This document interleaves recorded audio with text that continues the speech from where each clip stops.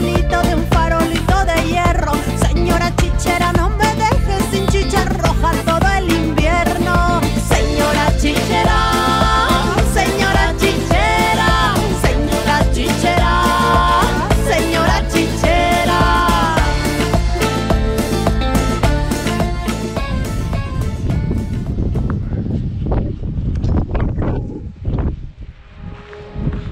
Bonjour tout le monde.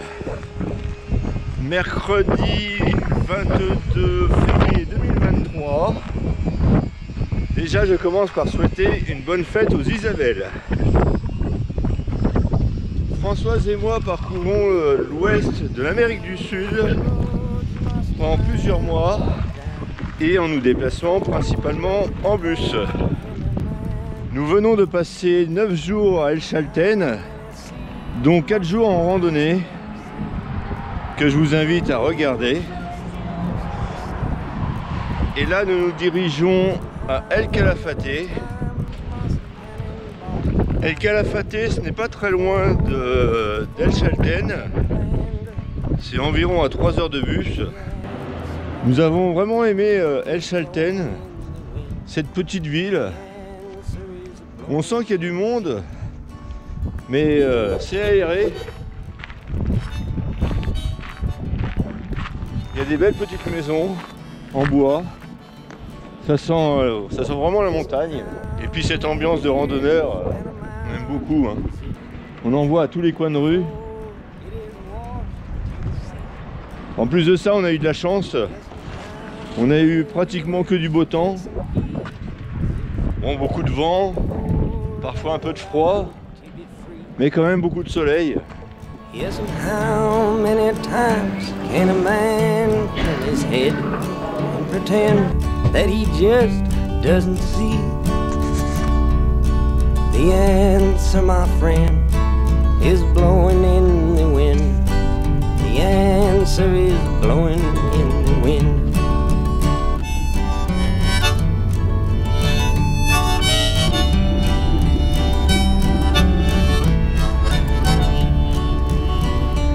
Yes, and how many times must a man look up before he can see the sky? Yes, and how many ears must one man have before he can hear people cry? Yes, and how many deaths will it take till he knows that too many people have died? The answer, my friend, is blowing in the wind. The answer is blowing in the wind. Oh, c'est pas mal. Camille, vamos. Eh, pas mal, hein? Pas mal du tout, oui.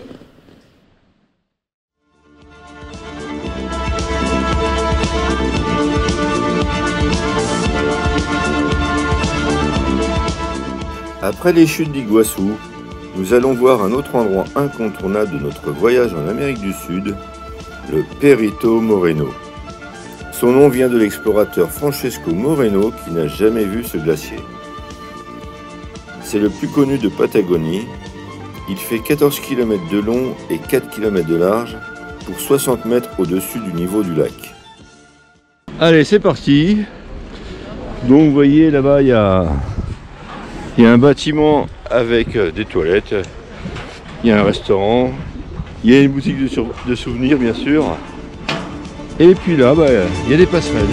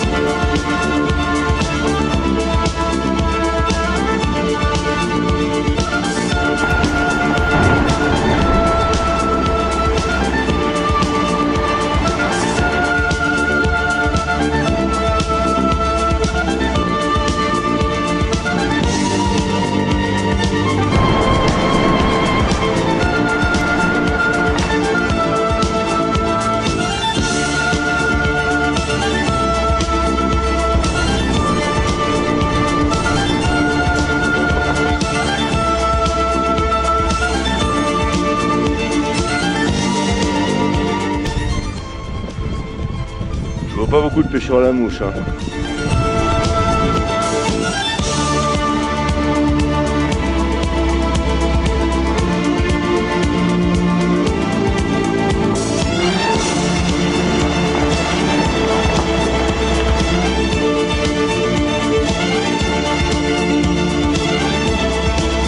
Entre le blanc, le bleu et toutes ses nuances, ce géant de glace ne nous laisse pas de marbre.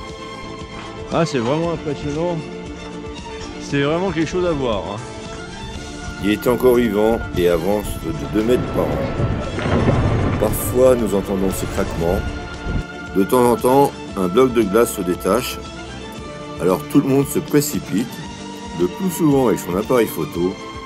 Mais c'est trop tard. Il fallait être prêt, car on ne quitte pas des yeux le Perito Moreno.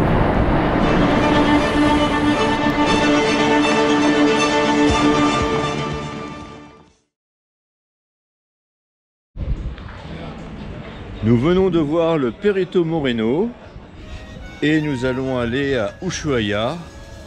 Notre bus est à 3 h du matin et il est à peu près 20 h.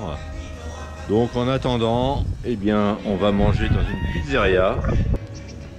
Maintenant qu'on a bien mangé, eh bien, il va falloir passer le temps jusqu'à 3 h du matin. Je pense qu'on va peut-être dormir un petit peu quand même.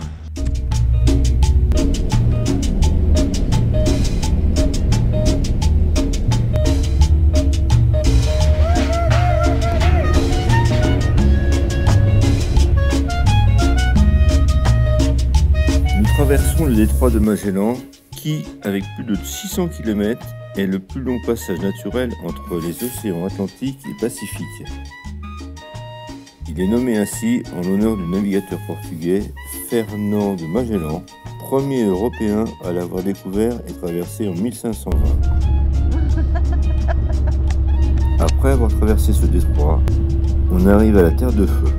Elle est nommée ainsi car des navigateurs espagnols avaient observé du feu et de la fumée sur les côtes.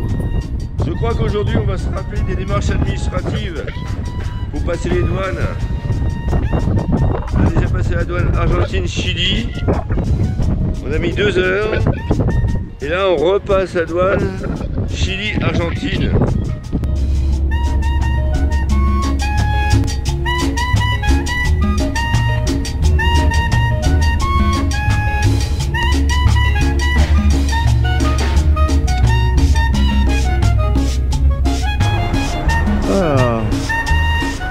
Bienvenue à Ushuaia.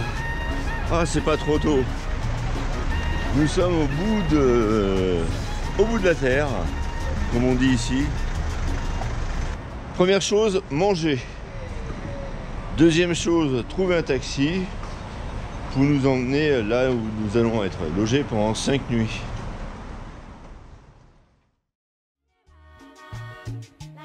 Ushuaia fut fondée en 1884. Durant la plus grande partie de la première moitié du XXe siècle, la ville se développa autour d'une prison destinée à des criminels particulièrement dangereux. De nos jours, Ushuaia vit principalement du tourisme. Cette ville, qui compte plus de 80 000 habitants, est la capitale de l'île de la Terre de Feu. Elle est considérée comme étant la plus australe du monde. Puerto Williams au Chili est située plus au sud, mais le port n'est pas considéré comme une ville.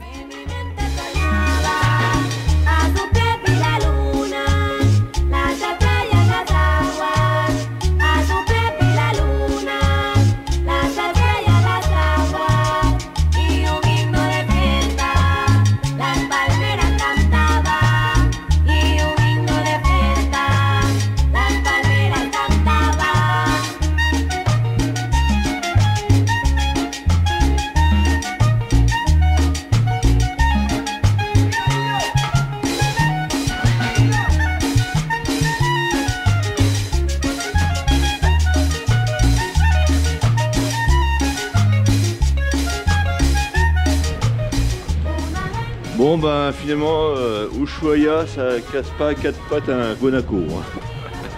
Non, franchement. Ah, on a peut-être trouvé quelque chose d'intéressant.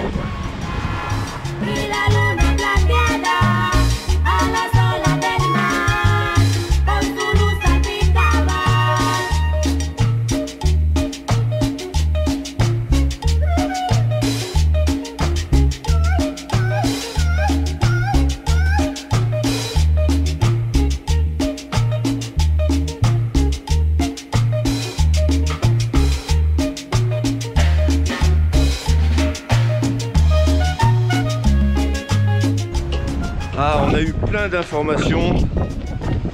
On va faire de la visite, hein.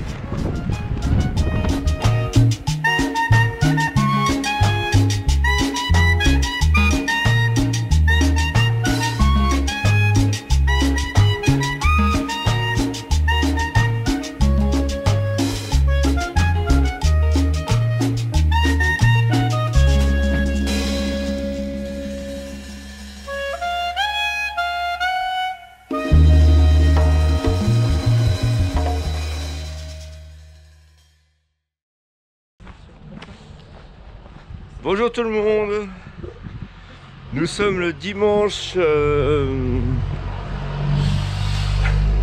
dernier dimanche du mois de février 2023 et nous allons voir la lagune Esmeralda.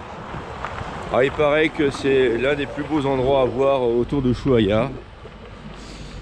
On va voir ça ensemble. Bon, finalement on n'a pas trouvé de bus. Du coup, on a fait du stop et puis ça marche.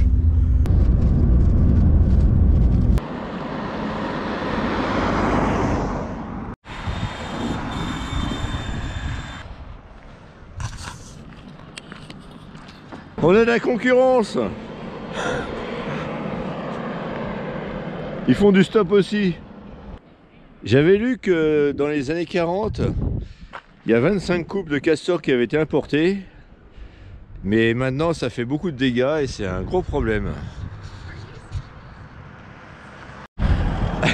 Finalement nos concurrents ils étaient dans le même bus pour venir à Ushuaia.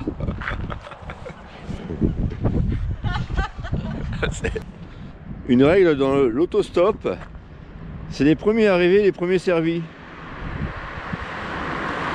Du coup il faut attendre que quelqu'un prenne les 3 premières personnes pour qu'on puisse être pris après. Je sais pas, moi je vais à Cerro Questor, je peux vous emmener jusque là. Ah, puis vous parlez français. Maintenant, on va regarder sur la carte où est-ce que nous sommes exactement. Alors, voyons ça. Alors, recherche. Voyons. Alors là, Laguna Esmeralda.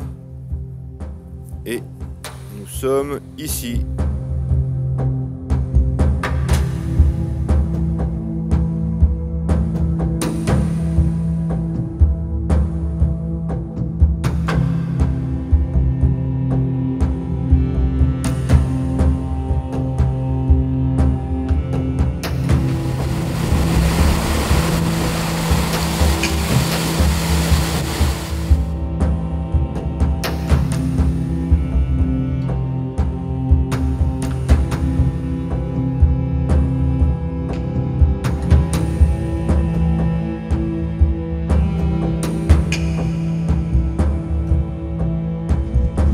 On a les pieds trempés.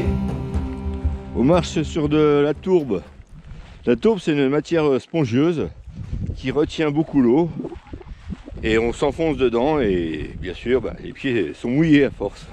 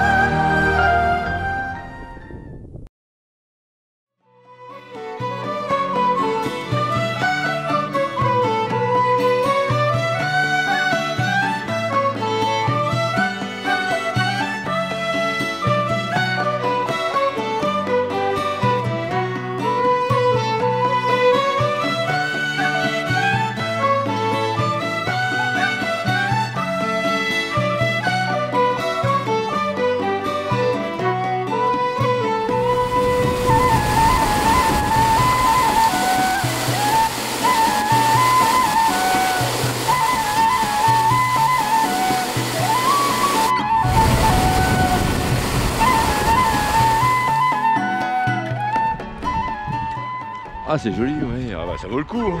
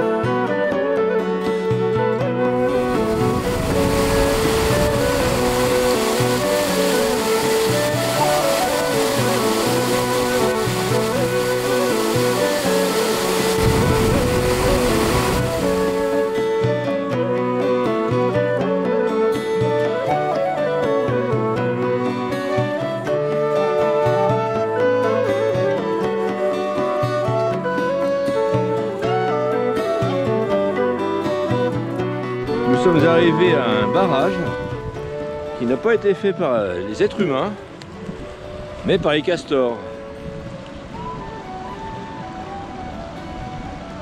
Ça fait des ravages ces castors, mais il faut reconnaître quand même qu'ils font des belles constructions. Chapeau. Alors moi, par contre, voilà, c'est bon. Ah, le coup de bol. On voit passer deux voitures, la troisième s'arrête. Ça faisait 1 minute qu'on faisait du stop, et ça y est, nous sommes en voiture. Sinon, on le sent trop. Bon, maintenant il faut une deuxième voiture. Mais il nous a bien rapproché déjà, monsieur. On est dans Ushuaia, mais pas tout à fait là où on habite. Bah, on veut refaire du stop, mais finalement, on n'est peut-être pas loin. Hein. Alors, à pied, 2 km 300, une demi-heure. On essaye? Ouais. Attends, je prends des graines. Bon allez, bah c'est parti alors. C'est parti pour 2 km 300. On adore la marche à pied, donc voilà, on refait une demi-heure de marche en plus.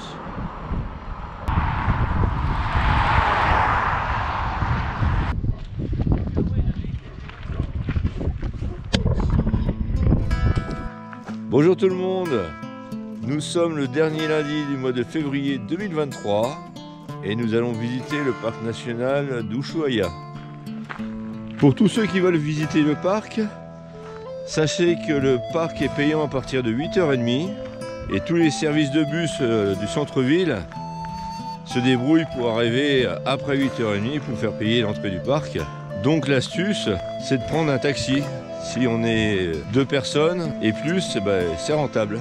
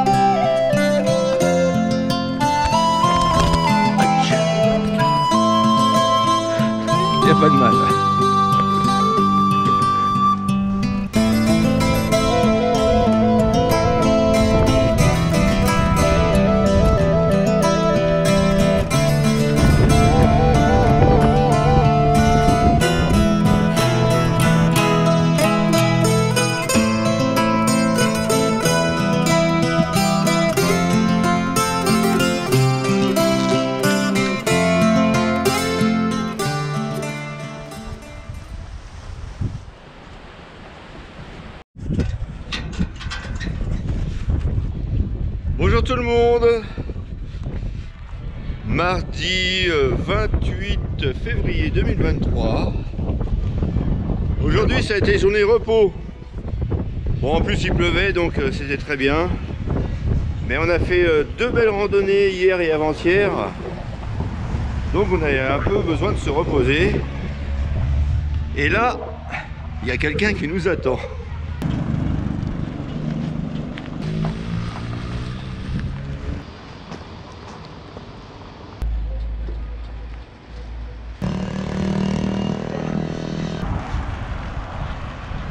Regarde le fier, regarde le fier.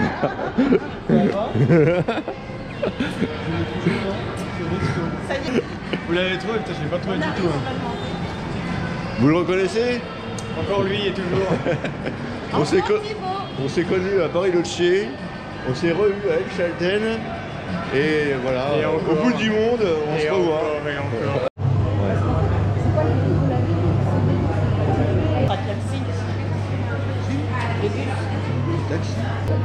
Bon bah comme le veut la tradition, comme d'hab. Chine, santé, salut.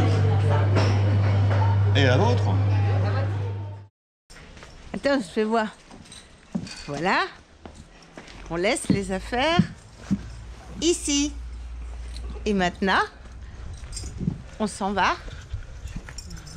Au glacier Marshall. Bonjour tout le monde. Nous sommes le premier mercredi du mois de mars et nous partons au glacier Marshall. Notre hôte nous emmène en voiture et puis après bon, on va se débrouiller.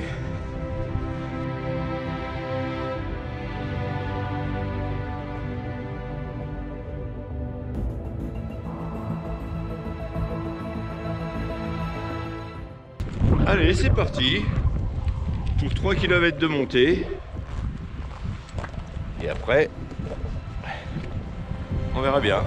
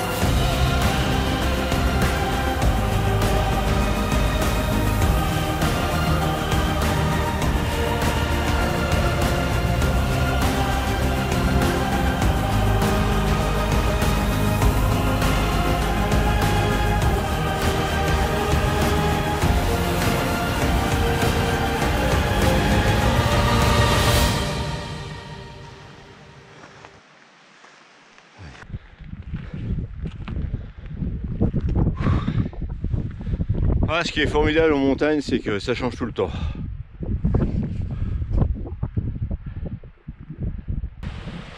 En plus, aujourd'hui, on a de la chance. Il fait beau. Bon, il fait froid, bien sûr, mais bon, ça, c'est l'altitude. Donc, on s'était préparé. On a emmené la cagoule, la doudoune. Puis, quand on se bouge comme ça, on a chaud. Après, quand on s'arrête, c'est autre chose, ouais.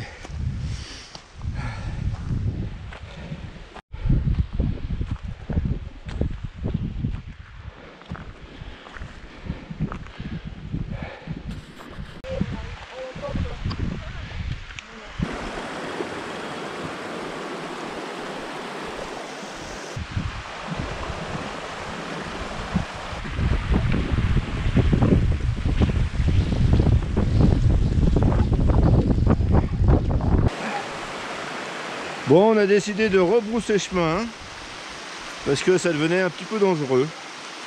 Donc vaut mieux être un petit peu prudent quand même. Il y a un moustique qui va faire le travail à ma place. Bon, on a eu raison de rebrousser chemin parce que la descente était un peu vertigineuse. Hein. Bon, maintenant par contre François n'est toujours pas là. Alors je m'inquiétais un petit peu. Ah bah te voilà. Je m'inquiétais parce que t'as le casse-croûte.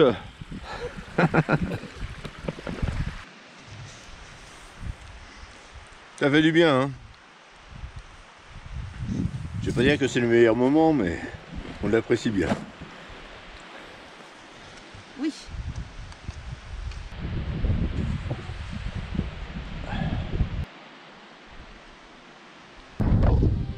Allez, on redescend. Ah bah ça fait du bien, hein.